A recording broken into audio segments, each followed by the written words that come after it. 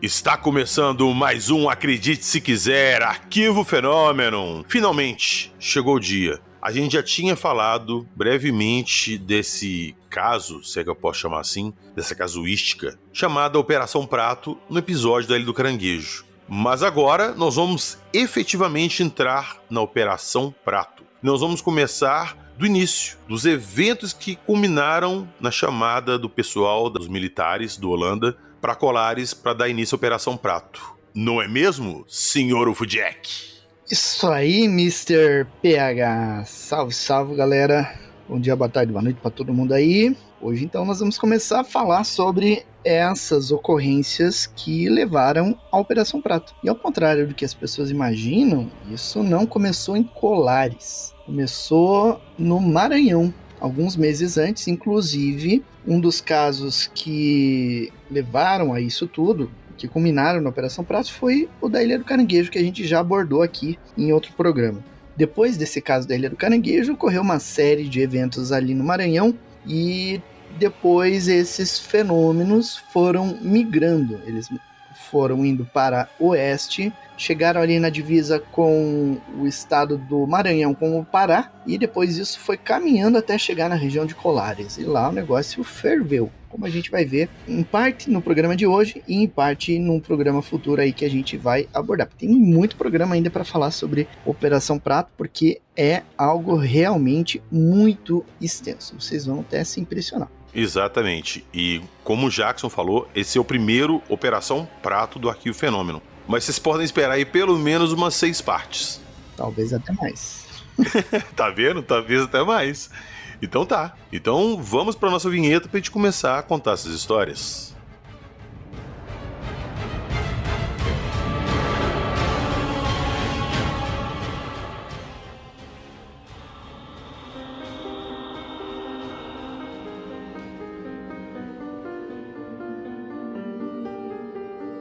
Desaparecimentos inexplicáveis, raio paralisante, fase gurupi, luz vampira, seres extraterrestres.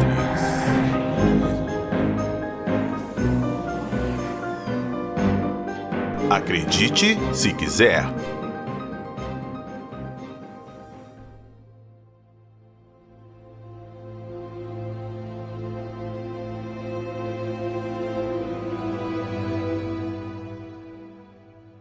Senhor Ufudjek, antes de irmos ao Maranhão e começarmos a conhecer esses casos que foram o início da Operação Prato, vamos escutar nosso relato. O relato do Rainer. E eu vou te falar, meu amigo, é um relato daqueles.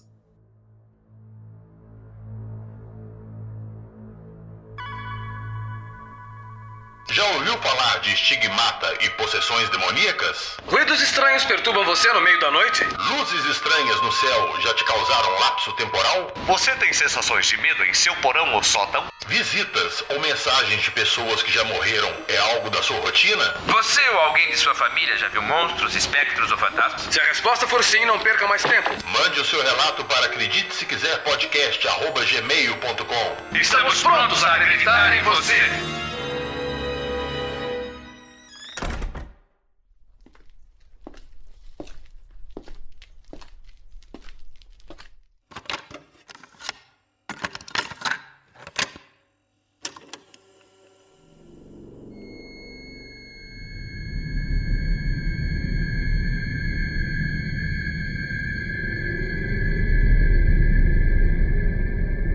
Fala, PH, tudo bem?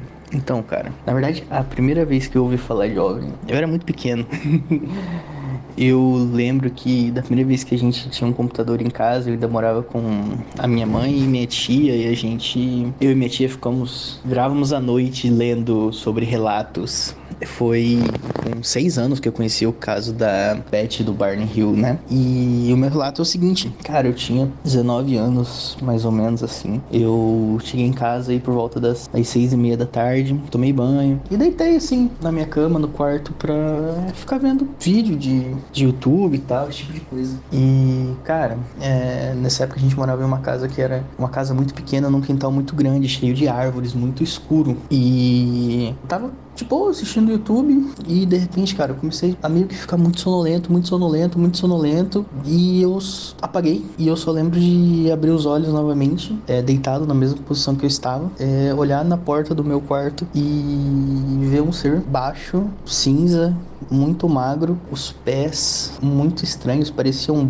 bolas embaixo dos pés, como se fossem cascos, com a cabeça pontuda e para trás. E na hora que eu levantei, que eu vi esse ser, eu não tive medo. É como se ele me conhecesse ou eu conhecesse ele. Eu levantei da cama e comecei a seguir esse ser até o quintal da minha casa. E na hora que eu vi, tinha uma nave toda iluminada, pairando em cima de um dos pés de manga mais altos que tinham na minha casa. Eu andei com esse ser no quintal. A gente tinha nessa época 2 cachorros muito bravos e os cachorros simplesmente não latiram pra eles, não olharam pra eles, como se eles não estivessem ali. Aí eu subi até a nave. No que eu subi até a nave, a gente tinha um ser lá dentro esperando e a gente conversava. E eu conversava com eles. Só que eu não consigo de verdade me lembrar o que eu conversava com eles. Mas a gente conversou, tudo por telepatia, por alguns minutos. Eu lembro que era uma conversa muito rápida, onde como se ele soubesse o que eu tava pensando e eu soubesse o que ele tava pensando. E a única parte da conversa que eu lembro foi a parte final, aonde eu cheguei e falei pra ele assim: cara, não, eu não vou ficar aqui com tudo isso que você tá me dizendo. Eu vou embora com vocês. Eu não quero saber. Deixa minha família pra trás, eu não ligo. Eu vou embora. E ele falou: não, você não vai, você não vai nem se lembrar disso, inclusive é a hora de você acordar. Volta. Aí na hora que ele falou isso, eu acordei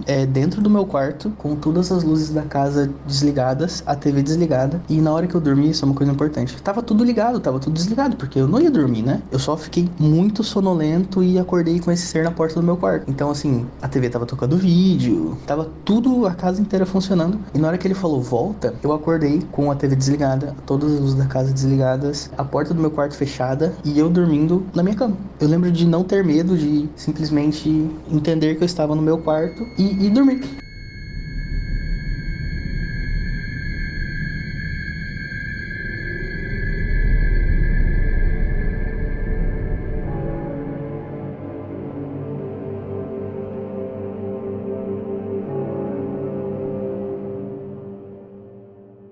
Ô Jackson, me lembrou muito a história da Cat Davis. Lembra, né? Tem muito caso assim, PH, muito caso. A gente que acompanha ufologia, a gente recebe relatos de pessoas assim e depois vai na casuística e vê relatos de pessoas no mundo inteiro com o mesmo tipo de relato, o mesmo padrão e os mesmos detalhes. E sabe o que é curioso? É que essas pessoas, elas não são do meio ufológico, elas chegam ali, elas relatam um fato e aí você vai nos detalhes dos relatos e você percebe os padrões que a gente encontra em todo tipo de relato de abdução, né? E isso é realmente algo muito interessante, né? Que derruba aquelas teses céticas, né, que o pessoal costuma levantar para explicar as abduções. Se fosse uma simples loucura, uma fraude, uma alucinação, você não teria um padrão de ocorrências como você encontra nos casos de abdução. Pois é. Eu conversei com o Rainer, quando ele me mandou esse relato dele, eu conversei com ele e falei que, pô, seu relato é fantástico, cara. Você já pensou em fazer uma regressão? Eu converso com a Bruna, você olha lá com ela, faz uma regressão, de repente você descobre o que aconteceu, se foi a primeira vez, se teve outros antes desse, ou depois até. Ele me falou, Jackson, que ele não estava muito confortável com isso ainda, que ele criou coragem para vir contar. Então eu respeitei, falei, ó, no seu tempo, quando você quiser, se você se sentir confortável, eu falei com ele, de repente você pode descobrir uma coisa que vai atrapalhar o jeito que você vive hoje, não vai te deixar tranquilo. Então se você vive bem, se você lembra disso aí, você vive bem com isso e sabe mais ou menos o que aconteceu, vida que segue, tem certas coisas que não é para mexer, sacou? Pois é, e a gente participou de um podcast chamado O Contato, um programa especial sobre abduções, e a gente comentou justamente isso, sobre esse aspecto, né, de que às vezes o abduzido ele tem uma vida saudável, digamos assim, apesar do que ocorreu, e que ele tem abdução, ele não lembra dos detalhes do que aconteceu a bordo, ele sabe que foi abduzido, mas não lembra dos detalhes, e a vida dele tá ótima, tá tudo bem, né, e às vezes relembrar a abdução pode desencadear certos traumas, certas situações que podem complicar a vida da pessoa. Então, fazer uma hipnose para lembrar isso, lembrar esses detalhes, tem que ser com muita certeza da parte do abduzido. Ele tem que estar ciente do que pode acontecer, dos riscos de lembrar, né? Mas não quer dizer que relembrar os detalhes ferra a vida de todo mundo, não é isso. É que é a forma como o abduzido encara se ele está preparado para aquilo, se ele tem a maturidade para aquilo naquele momento. E depois como que ele vai trabalhar essas descobertas, né? Aí a vida dele pode até melhorar, se ele souber usar isso em seu benefício. Vamos lá. Vamos dar tempo ao tempo. Rainer, se você quiser, estamos à disposição. E rapidamente, nós vamos relembrar agora o episódio de Ufologia Gaúcha que nós soltamos algumas semanas. E lá na conversa com o Márcio Parucini, nós citamos, na verdade eu citei, um caso que eu tinha meio que descoberto em final de 2022, de um avião da FAB que tinha sumido, que os pilotos foram encontrados carbonizados, vocês se lembram? Pois bem, escutando esse episódio, um dos nossos apoiadores, o Paulinho, meu amigo, C17, abraço, tamo junto, deu uma hipótese muito plausível que pode ter acontecido. Novamente, eu achei estranho, os pilotos estavam lá carbonizados, eu não entendo muito de aviação, mas vão escutar a versão do Paulinho aí, e se alguém tiver mais alguma informação nesse sentido, entre em contato e compartilhe. Fechou?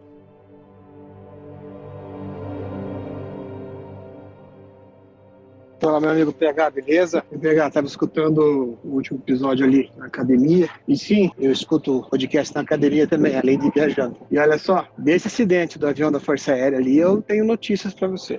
O avião acidentado lá, T-25 Neiva. Esses T-25 são aviões de treinamento, tá? Da Academia da Força Aérea, até da ECAR na época. São aviões extremamente utilizados já. Eles já estavam em condições precárias na época que eu passei lá. Então agora, por último, devia estar bem pior. Tanto o T-25 quanto o aerobueiro, que eram usados em treinamentos, eles têm um problema grave. A tubulação de combustível que passa por baixo dos pilotos, né? E nesse caso aí, dos corpos carbonizados, o que eu tive de notícia na época com a galera da caserna foi que um desses canos de combustível vazou gasolina vaporizada para dentro da cabine até fazer os pilotos desmaiarem, empapuçou as roupas, toda a parte de dentro do avião, e na colisão que houve um incêndio, tá? Foi o que eu soube da época. Não tô dizendo que possa ter acontecido outras coisas, entendeu? Mas o que eu recebi na época da investigação, até do DECEA, que é o Departamento de Controle de Espaço Aéreo também, né? Foi isso. Esses T-25, para você ter uma ideia, eles não são mais utilizados. Estão passando tudo para Tucano, Super Tucano, que é os aviões de demonstração aérea agora da Força Aérea, né? Por causa que toda essa parte de dentro do avião ela é melhor formulada, né? Então, pode ser que a tua dúvida, o teu mistério tenha morrido aí, meu amigo.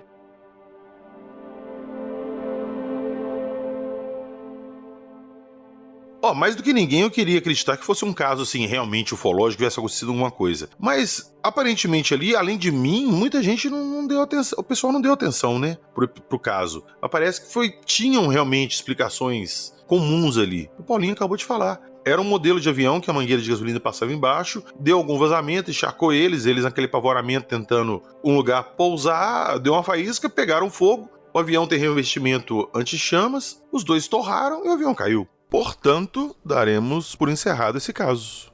Podemos ir para os nossos casos do Maranhão, Sr. Ufudjek? Muito bem, Mr. PH. Bora lá. Então, bora!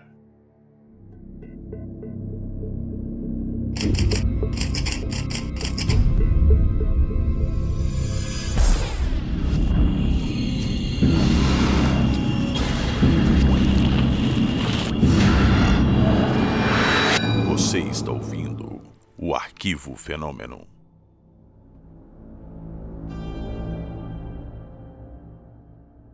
Isso aí, Mr. PH. Então, bora lá. A gente sabe que a Operação Prato, ela tinha várias funções. Ela tinha por objetivo acalmar a população, dar respostas para a população, dar uma sensação de segurança para ela, mas também entender o que estava acontecendo, estudar o fenômeno e entender o que estava por trás de tudo aquilo, documentar e tudo mais. Esse fenômeno que levou os militares até a região de Colares chama-se chupa-chupa, mas ele não começou em Colares, ele começou lá na região, ali nos arredores de Belém, mais precisamente na Ilha do Caranguejo, em 26 de abril de 1977. E depois dessa data, ali pelo mês de maio, junho, começou a ocorrer alguns avistamentos em outros municípios ali, nos arredores da cidade de São Luís também, e foi alguns casos até na fronteira com o Piauí, e casos que assustavam as pessoas casos que geravam ferimento,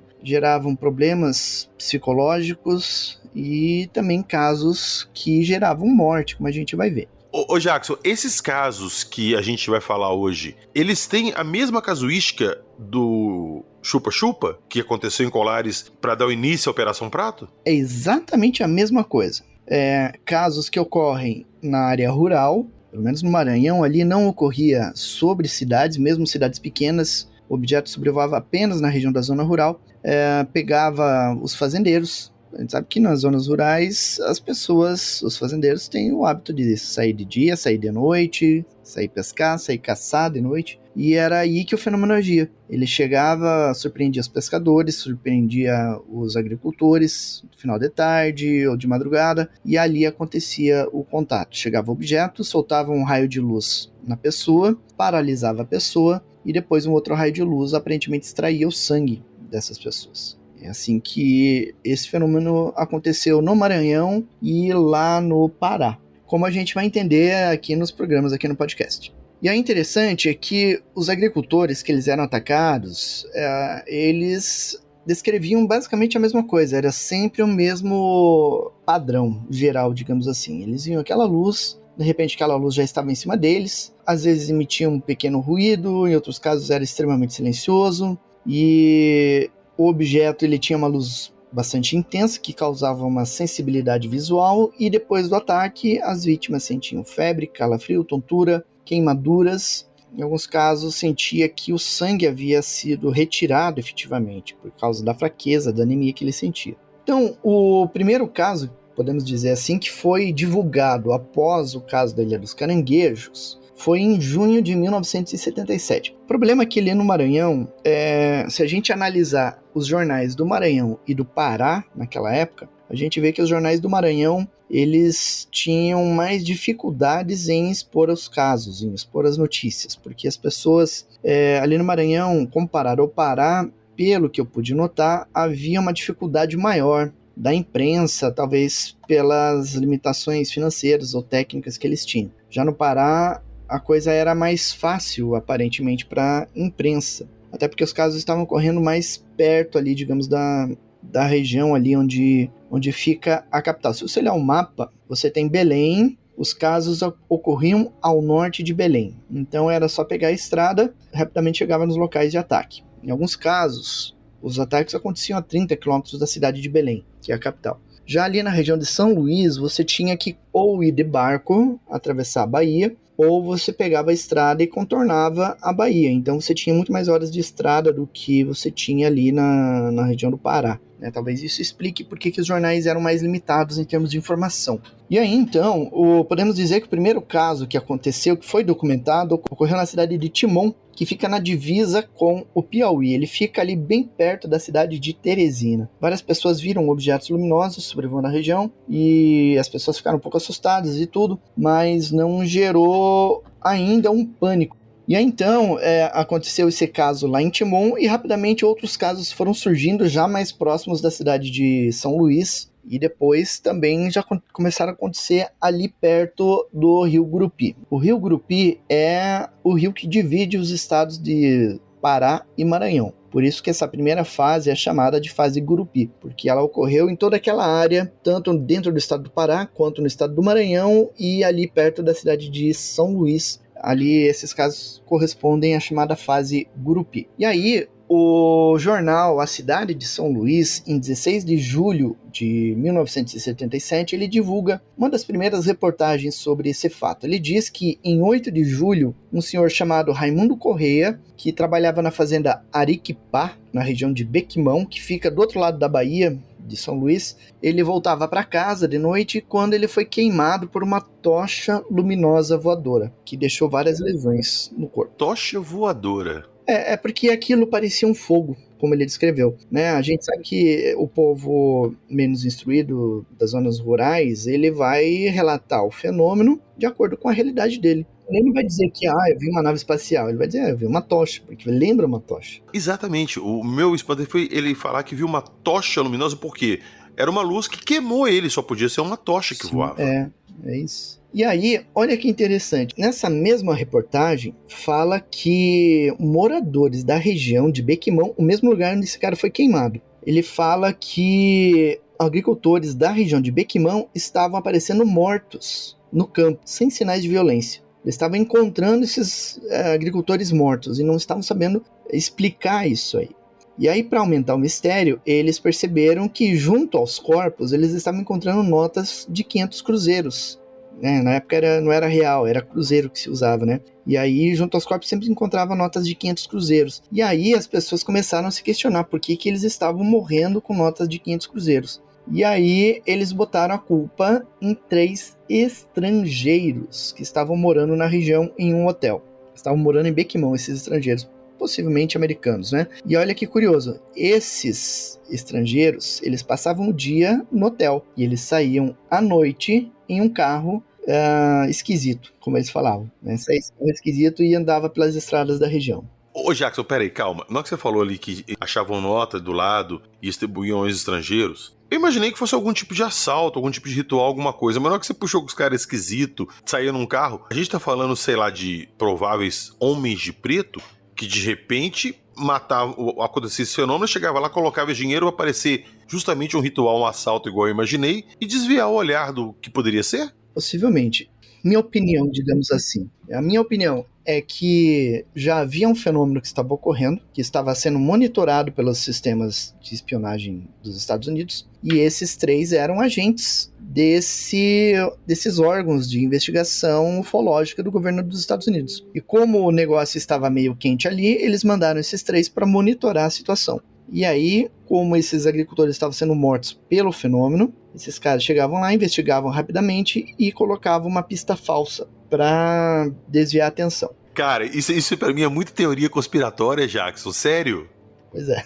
Caramba, cara! E tem registro oficial, certidão de óbito desses agricultores que morreram nessa época? Eu acredito que não, PH, sabe por quê? Veja, por exemplo, o caso da Ilha dos Caranguejos. No caso do primeiro caso, que ocorreu em 77, e no caso da segunda ocorrência, em 1986, eles não chegaram a fazer a autópsia nos corpos. Eles só fizeram o exame cadavérico superficial lá, mas não chegaram a fazer a autópsia completa para saber do que se trata, né? Eles só fizeram um exame para redigir o documento lá que precisava. E aquilo que eu falei antes, né?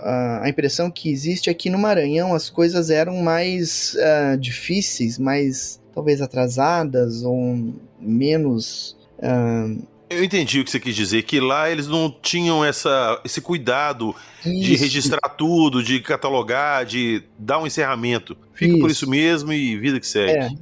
Isso, bem colocado. Então, se não foi feito no caso da Ilha do Caranguejo, que gerou grande repercussão, eu acredito que nesses casos, numa área ainda mais rural e mais distante da capital, eu acredito que não tenha esse tipo de registro. Até porque também começar a divulgar isso e começar a alarmar a população, como a gente vai ver que aconteceu em Colares mais pra frente, não é uma boa ideia, né? Pois é. E aí, o mesmo jornal, ele cita também que um outro lavrador chamado Faustino Pereira, ele foi seguido por um outro objeto que ele definiu como uma bola luminosa, e essa bola luminosa começou a perseguir ele na estrada, ele estava andando de noite. E aí ele correu para casa, ele chegou na casa dele, e para você ver o pânico que ele estava, ele chegou na casa dele e desmaiou. E aí essas histórias começaram a se espalhar pela região, a imprensa maranhense começou a divulgar com mais ênfase esses casos, e as pessoas começaram a se assustar realmente com esse fenômeno. Ô Jackson, essa região aí é uma região que tem faixa litorânea, mar, mas tem rios também que cortam, né? Tem vários rios. O próprio rio Gurupí, né, é um exemplo. E existe a Baía de São Luís, onde fica a própria Ilha dos Caranguejos. E aí tem outros rios internos ali que vão percorrendo a região. Ali são rios menores, se comparados aos do Pará, mas é igualmente a área com bastante rios, né? É porque a gente sempre comenta que muitos desses avistamentos estão em regiões que possuem água, represa, rios, mares. De repente a gente fica fazendo a associação que eles querem alguma coisa na água. Mas se esses locais são escolhidos propositalmente para a nave se esconder embaixo d'água? Pois é, essa questão é interessante porque nos casos lá no Pará, principalmente, a gente vê essa relação com a água, né? Tem alguns casos que o objeto mergulha realmente na água. É porque a gente não tem só registro disso aí, né? A gente estava conversando muito um tempo atrás sobre documentos da Marinha, que a Marinha deve ter muito registro ufológico. Ela tem. Eu acredito que ela tem mais registros do que a Força Aérea Brasileira. Eu ia falar isso agora, porque, cara, a gente tem muito mais, vamos pôr assim, espaço no mar ali pra monitorar e não ver nada do que o aéreo, porque o aéreo tem uma rede de radar, né? Debaixo d'água já é bem mais difícil de monitorar. Pois é, a Marinha, às vezes a gente acha que a Marinha ela vai monitorar só o mar, mas não, ela monitora também os rios, né? E ela tem unidades, departamentos, distritos navais no interior do país, né? Então, os militares da Marinha, por exemplo, lá no Mato Grosso, se observarem alguma coisa, eles podem fazer um relatório. E no caso da área naval mesmo, no litoral ali, eles vão monitorar o céu e abaixo da água, né? Eu comentei isso porque tem muito. Eu acho que boa parte dos avistamentos assim de coisas grandes, de naves mesmo, a gente pode chamar de nave, dessa casuística, dessa região aí da Operação Prato, eram próximos do Rio. Todas elas próximas do rio, vindo do rio ou indo em direção ao rio, e isso é bastante interessante. Quando a gente falar sobre os documentos, sobre os dados registrados, trajetórias de voos, características, isso vai ficar bem claro para os ouvintes. Mas vamos lá, continua. Muito bem, então, aí os casos lá no Maranhão, eles foram se espalhando. Então aconteceu lá em Timon, São Vicente Ferrer, São Bento, várias cidades ali, a própria cidade de Pinheiro, os casos foram ocorrendo. Lá na região de São Bento ocorreu um caso mais dramático, digamos assim. Um senhor chamado João Barros, ele tinha 41 anos na época, ele era pescador e ele estava num rio da região, pescando de noite, e por volta de 1h da manhã, ele estava em companhia de 2 amigos, quando surgiu um objeto muito iluminado, que pairou sobre o barco. Esse objeto tinha coloração avermelhada no centro e azul esverdeada nas laterais. E esse objeto passou bem próximo do barco, pelas costas do João Barros. E ele então ficou sentindo as costas ardendo por 3 dias após o contato. É como se você ficasse no sol, né? Você fica lá o dia inteiro, aquela luz batendo ali, a luz solar batendo. No caso dele, foi algo em questão de minutos. Aquele objeto passou e já causou essa queimadura. Então imagine a energia que vem desses objetos, né? E eu já, uma dúvida que me surgiu agora. A maioria dos avistamentos dessa região aí da Operação Prato, elas têm esse relato de o objeto queimava? Em alguns casos, sim. Mas o queimar geralmente está associado à luz que o objeto emitia nas pessoas. Não era diretamente do objeto, sim. E olha que os objetos, eles, muitas vezes, eles voavam baixo sobre as cidades. A gente vai ver depois, lá na região do Pará, por exemplo, um OVNI, ele quase pousou no campo de futebol de Colares. Teve um outro que chegou a pousar num campo de futebol na cidade de Vigia. E não houve esse relato de calor, então é relativo.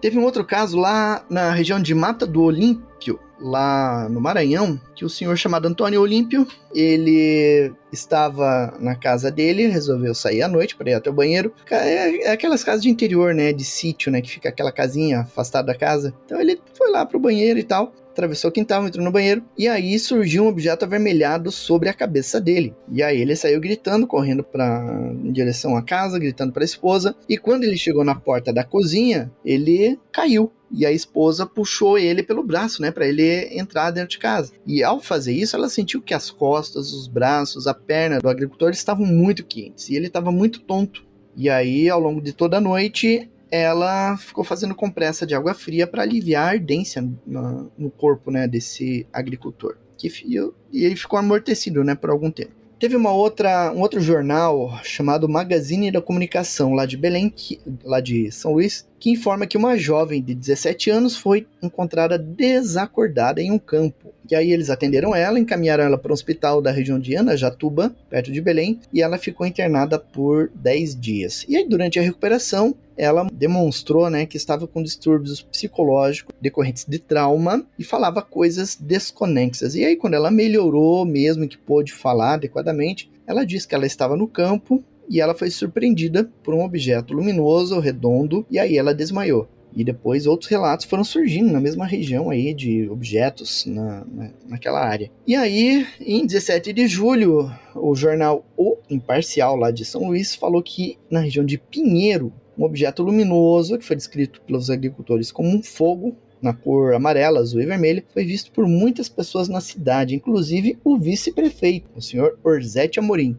E aí, então, até esse momento, eles não relatavam, não viam esse objeto a baixa altura sobre o solo, apenas sobre a água. E aí, aconteceu também de pescadores nessa região observarem esse objeto a apenas 30 metros de distância, e também um objeto bastante quente, e, inclusive os pescadores ficaram assustados, né? Se jogaram na água com medo desse objeto. Putz, cara, eu vou arriscar minha vida pulando no rio, no meio do Maranhão, aqui à noite, escuro. Azar que é melhor do que arriscar com esses negócios vindo atrás de mim. Você tá louco. Pois é, pra você ver a que ponto chega, né, o pânico em relação a essas aparições.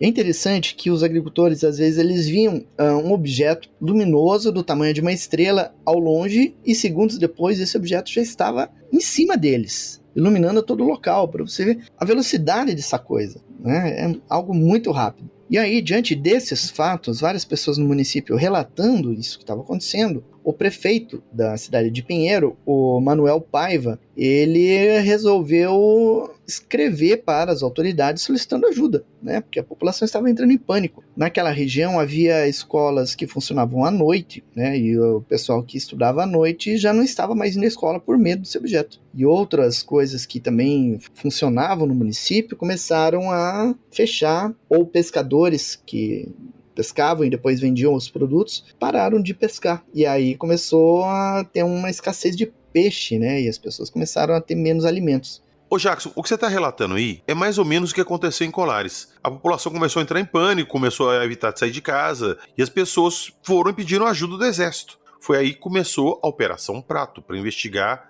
o que estava acontecendo lá em Colares. Isso. Por que aí no Maranhão foi acionado o exército? Teve alguma procura nesse sentido da população? Teve alguma investigação militar a partir daí, antes de Colares, ou não? Até onde a gente sabe, não teve. Mas os militares já estavam acompanhando através da imprensa. Eu acredito que talvez as unidades militares ali, de exército, marinha e Força Aérea, talvez eles estivessem fazendo algum tipo de monitoramento com agentes andando pela região para coletar informações. Por que eu digo isso?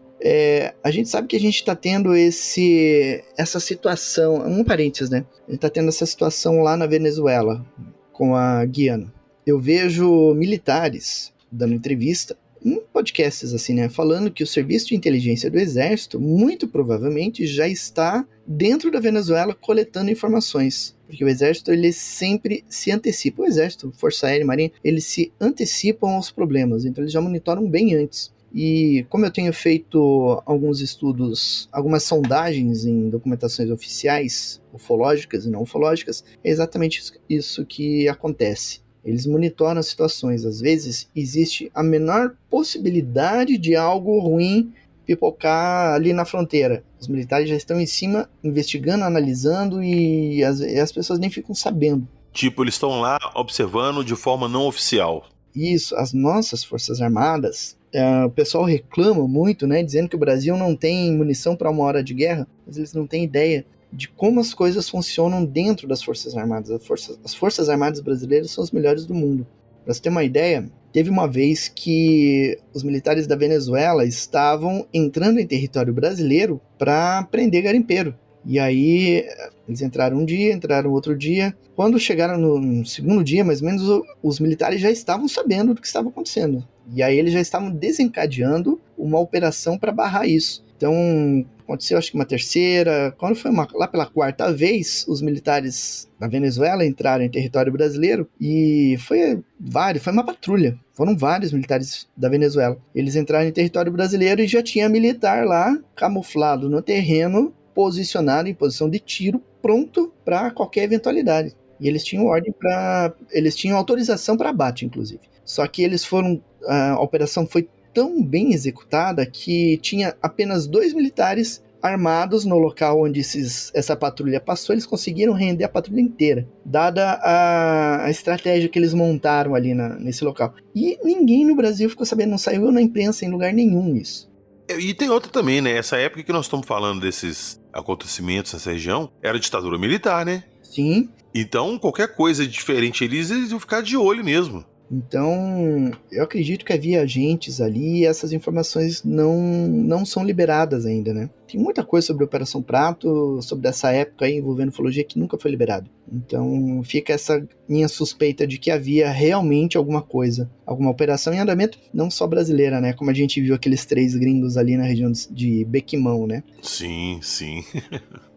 Exatamente. E aí, então, é interessante ver o relato dos pescadores. O Inácio Rodrigues, que é um pescador lá da região de Pinheiro, ele estava pescando com um amigo dele, o Genésio Silva, e aí, por volta de 1h da manhã, eles viram um objeto no céu, que era pequeno, e quando viram, esse objeto já estava maior, estava girando e chegando perto deles. E aí eles pularam para fora do barco, e aquele objeto ali acompanhando, e ficou ali na região do barco até amanhecer, até mais 5 da manhã ali no local. Então eles pularam do barco, nadaram até a margem e se esconderam e ficaram ali observando aquele objeto. E imagina o susto, né? Não poder voltar pro barco e ficar vendo. E aí ele relata assim, ó: ficamos escondidos o tempo todo porque tínhamos medo de sair. A luz era azulada, mas quando apareceu pela primeira vez era uma pequena bola vermelha. Era bonita, mas brilhava tanto que eu não podia olhar muito para ela. Pouco antes do amanhecer, ela desapareceu do jeito como alguém apaga uma luz. Então o objeto chega por volta de 1h da manhã, eles pulam do barco, vão até a margem, se escondem e ficam até as 5 da manhã observando esse objeto. O objeto fica 4 horas ali na frente deles fazendo o quê? Parado, esperando ele sair, de certo, né? Ai, meu amigo, caramba. E aí, na região de Pinheiro, esses casos eles foram se espalhando e foram se tornando cada vez mais famosos. Até que a imprensa lá de São Luís já estava divulgando, e um repórter, um cinegrafista, resolveu ir até a cidade, né, para ver o que estava acontecendo por lá. E ele ficou 2 semanas entrevistando os moradores, ficou fazendo vigília, né, tentando documentar o que estava acontecendo. E ele conseguiu fazer a filmagem de objeto. E é interessante o depoimento dele. Ele fala assim, ó: cerca de 90% das pessoas com quem conversamos tinham visto OVNIs. Muitos pescadores chegaram a ser queimados. Certa noite, filmamos uma coisa estranha passando no céu, num movimento ondulado. Parecia um satélite, mas variava muito em forma e tamanho. Foi aumentando e, de repente, desapareceu. Essa coisa que filmamos voava num movimento que parecia triangular. Vinha da Ilha do Caranguejo, na Baía de São Marcos, e seguia até Anajatuba, depois para São Bento e Pinheiro. Parecia uma estrela, mas enquanto aumentava de tamanho, mudava de cor para amarelo, azul e vermelho. Esse é o relato do Sinaldo Oliveira, que é um cinegrafista e repórter lá de uma televisão lá de São Luís. E esse vídeo que ele fez, esse registro de vídeo, ele existe? Você chegou a ver esse vídeo? Eu nunca vi esse vídeo. Eu acho que eu vi um frame ou outro, mas eu nunca consegui ver o filme completo. Eu não sei nem quem tem esse vídeo. Nós citamos aqui várias depoimentos, reportagens, saiu no jornal e tal. Essas matérias, elas existem? Ou existe só a referência a essas matérias? Elas não apenas existem, como elas estão lá no Portal Fenômeno, essas reportagens. Boa, Jackson! E elas compõem o vídeo sobre OVNIs no Maranhão, que está lá no Portal Fenômeno. Então pronto, então não preciso nem falar, né? Quando eu falar no final do episódio aí que tudo que nós falamos aqui está na descrição do episódio, estará lá. Vão lá, vejam as matérias da época. Nesse vídeo eu mostrei as reportagens e mostrei o local onde os fatos ocorreram, as cidades e os locais mesmo onde esses fatos ocorreram. Tenho certeza que todo mundo vai gostar se for lá ver. Aí sim, aí sim. Aí, na região de Pinheiro, é interessante porque ali na mesma época ocorreu um caso de abdução do José Benedito Bogeia, que a gente já falou aqui no canal. Sim, nós falamos. Nossos apoiadores escutaram esse caso, é o caso Benedito Bogeia. Ele foi abduzido e foi curado do problema de visão que ele tinha, né?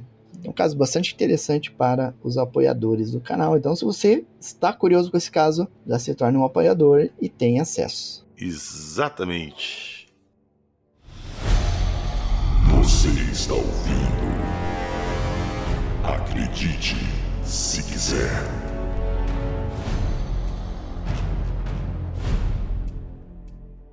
Olha só, Jackson, a gente tá falando que o fenômeno começou e ele foi subindo em direção até o Pará. Então ele veio ali de baixo daquela região litorânea do Brasil, foi subindo até chegar lá em cima. Tem algum motivo do fenômeno ter se comportado dessa forma? Porque aparentemente ele foi coletando material de todo esse percurso até chegar lá em cima. Eu não sei se eu tô especulando demais, eu não tenho evidência pra falar isso, mas será que ele estava fazendo um pegadão de material genético variado daquela região? Eu acredito que sim. né, coletando amostras em diversas regiões e tudo, eu vou por esse caminho aí mesmo, né? Porque até o próprio Holanda, né, ele fala que isso era uma espécie de mapeamento genético. Quando a gente faz mapeamento, a gente faz análise por faixas, né? Cara, é como se fosse um censo extraterrestre. Isso, mais ou menos isso. Olha só um caso interessante. O jornal Pequeno, de 19 de julho de 77, ele relata que um objeto luminoso foi observado próximo a São Luís. Por volta das 5 horas da manhã, o lavrador José Alfonso Pereira, 42 anos na época, morando na região do Coqueiro, na Estiva. Essa região fica ao sul de São Luís, questão de 15 a 20 quilômetros da cidade de São Luís. Ele avistou um objeto luminoso e foi atingido por um foco de luz que o OVNI emitiu. E aí ele desmaiou e só recobrou a consciência mais tarde, quando ele já estava no hospital. O caso foi investigado pelo DOPS, Departamento de Ordem Política e Social. Então existe provavelmente algum relatório sobre esse caso. E esse relatório, até onde a gente sabe, nunca foi liberado, né? Mas o DOPS também ele é famoso por fazer coisas, aspas, investigar coisas e nunca divulgar o que foi feito, né? Pois é, a gente só pode especular, né? O que será que existia nesse relatório?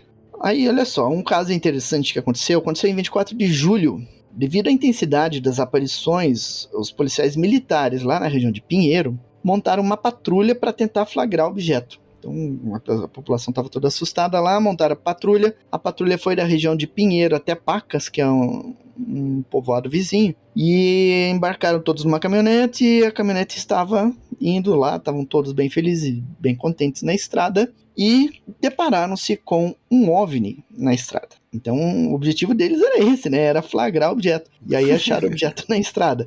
E já não ficaram mais felizes e contentes. Eles estavam lá bem felizes e contentes. Vamos flagrar um OVNI. E aí viram um OVNI na estrada. O que eles fizeram? Pararam o carro, desligaram o farol do carro. Atiraram no objeto? Não, e aí eles deram meia volta e voltaram por medo. Eu não tiro a razão deles não, mas, eles foram lá atrás disso. Mas o policial que vai lá pra investigar uma coisa, ele tem que estar ciente, né, dos riscos que ele corre, né? E aí ele vai lá, quer ver o OVNI, chega lá, vê o OVNI, ele desliga as luzes e volta de fininho. Foi isso que aconteceu.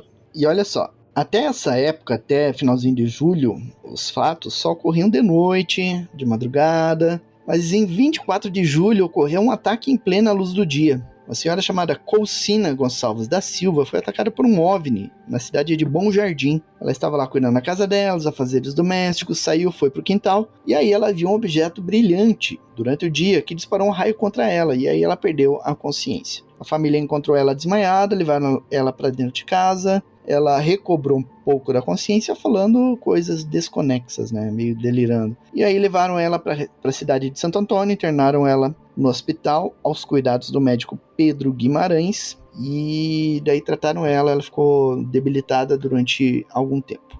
Cara, essa onda que a gente teve aí no Maranhão, ela é tão grande quanto a de Colares. Exatamente, é tão grande, só que ela não é tão divulgada, né? Até porque, primeiro que tem as dificuldades técnicas, né, que a gente já comentou, e segundo que era tudo novidade, né? As pessoas não tinham conhecimento sobre isso, era fato novo, né, que estava acontecendo, e se esses casos do Maranhão não tivessem ocorrido, a imprensa do Pará talvez não tivesse dado tanta atenção aos fatos no Pará.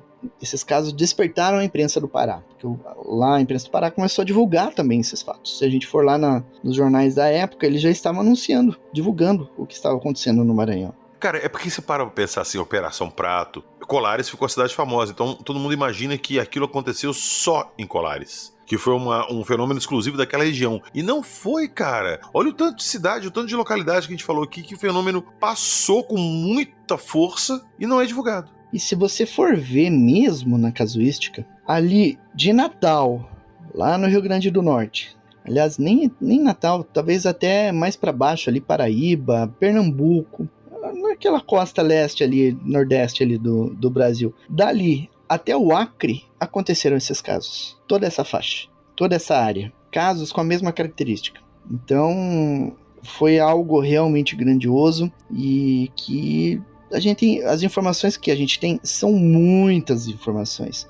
mas dentro do contexto todo de tudo que aconteceu, são informações muito escassas. A gente começou a ter mais noção do fenômeno em Colares, porque lá foi mais bem documentado, tem gravações com as testemunhas, com as pessoas que sofreram o fenômeno, então a gente tem mais familiaridade com os casos de lá, porque lá teve mais divulgação. Mas aparentemente lá não foi o hotspot, o ápice do negócio, né? Pois é. Teve em várias outras partes aí, como a gente tá começando a entender agora pelos casos do Maranhão, e depois que a gente for falar sobre o Pará, a gente vai ver que foi uma área muito grande. Aí tem um fenômeno que a imprensa do Maranhão divulgou também, e que é interessante de a gente citar. O jornal O Estado do Maranhão, de 28 de julho, ele citou os ataques ali na região de São Luís, Santa Inês, Pinheiro, toda aquela região lá. E eles falam também sobre um fenômeno estranho de desaparecimento de pessoas. Pessoas na cidade de São Luís estavam desaparecendo numa taxa muito, muito maior do que era normal as pessoas desaparecerem. Isso dentro da época dessa onda de aparições. A polícia estava preocupada com isso, porque houve esse aumento repentino no desaparecimento e não havia pistas dessas pessoas que estavam desaparecendo na cidade de São Luís. E é curioso que isso nunca é falado. Pelo menos na região de Colares, não se comenta sobre o desaparecimento de pessoas nessa época. Eu nunca ouvi falar. Eu ia até te perguntar isso agora, se tem algum caso ali em Colares de desaparecimento, e não, né? Não, até onde a gente sabe não. Pode ter acontecido e pode ter sido abafado. Tem muito fenômeno estranho que é associado a isso, sabe? Ou que não são associados, mas que aconteceram nessa época. Por exemplo, eu tenho feito vídeos lá pro fenômeno sobre a Operação Prato. E eu fiz um recentemente sobre os casos que ocorreram na região desde a região de Colares até a região de Maracanã, que fica ao norte, bem ao norte do estado do Pará. E lá em Maracanã, tinha 4 crianças que estavam trabalhando numa plantação de algodão junto com a mãe deles, e de repente, do nada, as 4 crianças desmaiaram todas ao mesmo tempo. E aí quando elas recobraram a consciência, elas falaram que houve um raio que desceu na cabeça delas e que causou tontura, calor excessivo, e elas desmaiaram. E aí esse fenômeno repetiu ali alguns dias depois, também com desmaio de criança. Será que isso aí não seria um raio mesmo, não? Um relâmpago? Eu acho que não, né? Porque a mulher, ela não desmaiou, foi só as crianças que estavam ali naquele campo, e não foi visto OVNI, não foi relatado tempestade, apenas o desmaio durante o dia e as crianças relatando que viram um raio descendo na cabeça delas. Se não tinha nem sinal de tempestade, de chuva nem nada, o raio já é bem descartado, né? Pois é. Cara, é umas coisas bizarras. Agora, qual que é a intenção disso aí? Desmaiou elas, os caras ali tiveram algum lapso temporal, alguma coisa, ou não? Foi só isso, depois recobraram a consciência? Não, elas desmaiaram. Uma das crianças, as outras crianças, todas voltaram, né, normalmente de um desmaio, no prazo normal, né, quando uma pessoa desmaia, elas recobraram a consciência. Mas teve um que não estava recobrando a consciência, ele desmaiou e ficou lá, desacordado, e tiveram que levar para um hospital. E daí depois no hospital que ela voltou à consciência. Essas casuísticas assim diferentes, sem um propósito, isso me deixa muito pensativo de por quê. Pois é. Acho que não é só você não, né? Eu fico me perguntando por quê também, né? Cara, porque você para pensar assim, quando não tem um propósito, teve um caso ali, sei lá, a pessoa teve um desmaio, depois se recorda que teve num lugar, que tiraram alguma coisa dela, ou que ela ficou com uma cicatriz, ou que levaram, saca? Beleza, mas quando é uma coisa assim, veio, aconteceu, a pessoa desmaiou e foi embora e acabou. Não tem, a não ser que a gente não esteja chegando ao propósito, seja uma coisa assim tão acima do que a gente sabe, do que a gente conhece, que pra gente pode parecer sem propósito, mas eles têm. De repente, nesse raio, eles já conseguiram tudo que eles queriam. Não sei. E olha que interessante, eu tenho prestado bastante atenção no relato de tripulantes dentro dessa onda, nessa região. Nesses relatos envolvendo chupa-chupa, a gente tem o tripulante pequenininho, o homenzinho de em torno de 1 metro de altura, e você tem o relato de pessoas que têm uma aparência humana. Então, isso possivelmente indica que era mais de um tipo de civilização, digamos assim, por trás dessas manifestações. Pô, mas ao mesmo tempo ali, juntas, conjunto ali? Isso. Cara, é porque é difícil pra mim imaginar que tem uma raça alienígena ali fazendo alguma coisa. 2 juntas é demais.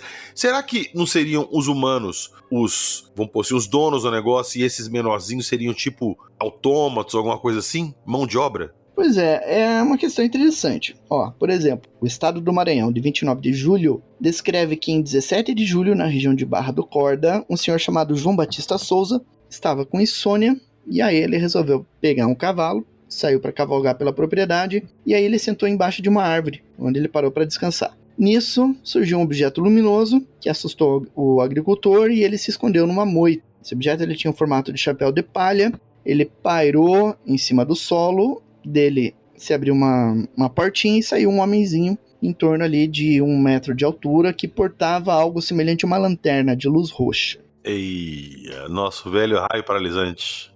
Isso em Barra do Corda, lá no Maranhão. Lá em Colares, em 18 de outubro, uma senhora chamada Claudomira da Paixão estava numa rede, dormindo, quando ela foi paralisada pela luz de um objeto. Ela abriu os olhos e viu uma pessoa normal, aparência normal. A única diferença é que ela tinha dedos muito compridos e aparentemente garras, né? E aí esse homem, ele tinha uma pistola que apontava para ela ficou paralisada também e focaram no seio dela e extraíram sangue através do raio de luz. Mais ou menos na mesma noite do caso da dona Claudomira, teve o Manuel Coronha, que a uns 30 quilômetros dali, viu uma nave com 2 tripulantes de aparência humana, mas era uma aparência humana estranha, segundo ele.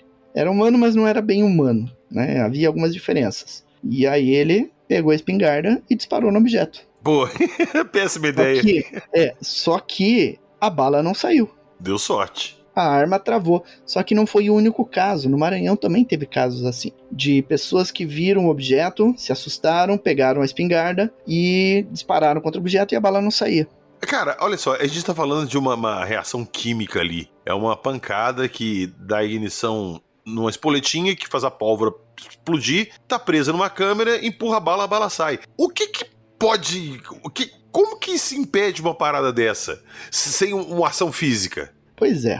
Pergunta interessante, que eu não sei responder. Cara, quanto mais a gente pesquisa e quanto mais a gente estuda esse fenômeno, mais indignado a gente fica, porque, cara, não faz sentido. Cada vez que chega uma história diferente, um caso diferente, é uma coisa assim que, saca, uma não encaixa com a outra. Eu não sei o que pensar, saca? A gente tem relatos do Orangiolândia de seres também que lembram humanos, né? Sim. O traje de mergulho, né? Serem traje de mergulho. É realmente curioso. Realmente bastante curioso essa variação que a gente vê num relato em outro e os padrões que vão surgindo também.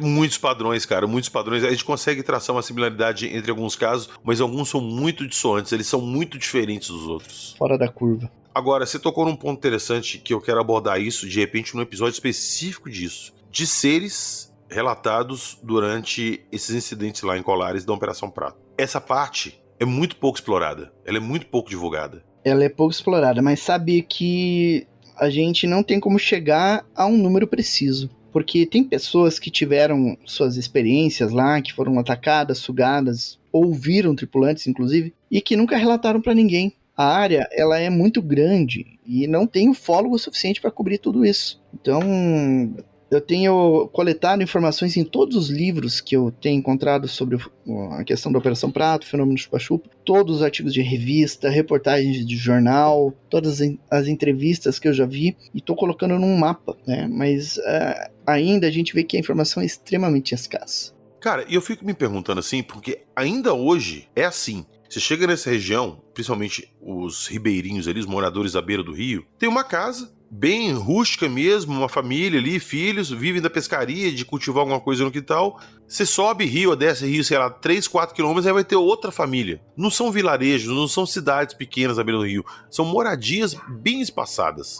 Quantas dessas pessoas não passaram por isso e simplesmente não relataram porque não tinham como se deslocar ou não tinham a quem relatar? Pois é um número muito grande, muitas pessoas. Sim, muitas. Deve ser muita coisa, cara. Nós começamos a cavar e esse buraco vai ficar muito fundo, né, Jackson? Com certeza. Tem muita coisa ainda a explorar e eu tenho feito esse trabalho, eu tenho feito esse levantamento e tenho certeza que a gente... É um trabalho assim, não tem assim... A gente não vai conseguir chegar perto da verdade, né? Mas a gente consegue arranhar alguma coisa. Nós vamos especular disso nos próximos episódios. Eu vou deixar só essa pergunta aqui para todo mundo que está escutando já ir pensando nisso. Isso tudo aqui acontecendo nessa região, será que isso estava vindo de fora da Terra naquele momento para fazer aquilo e ir embora para onde quer que fosse, ou eles já estavam aqui e eles simplesmente, como eu falei, iam se deslocando pelo litoral ali por baixo d'água e iam soltando sondas e fazendo isso. Há quanto tempo eles não estão aí nessa região fazendo isso? Pois é, né? É uma questão intrigante. E aí, você falando essas coisas, PH, me vem na mente, assim, os outros mistérios relacionados a tudo isso, né? A questão da mulher da Ilha do Meio, todos esses pequenos detalhezinhos de toda a história, isso só vai temperando, né? Esse bolo que a gente tem de informações e mistérios. Pois é, inclusive você tocou agora na história da mulher da Ilha do Meio. Nós vamos fazer um episódio sobre a história dela, sobre o que se sabe, o que se descobriu de real, o que tem de mito ali, porque eu sempre achei a história dela muito interessante e pra mim a história dela tem uma ligação muito direta com esses incidentes. Não é uma coisa assim, coincidência, saca? Não é. Uhum. Aguardem, vamos voltar com isso. Cenas do próximo episódio.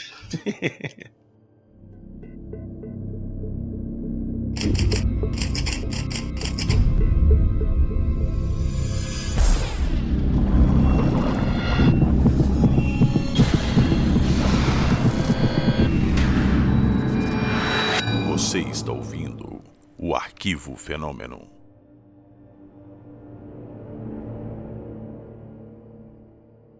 É isso aí, a Operação Prato começou. Esse foi o primeiro episódio. Nós vamos fazer vários episódios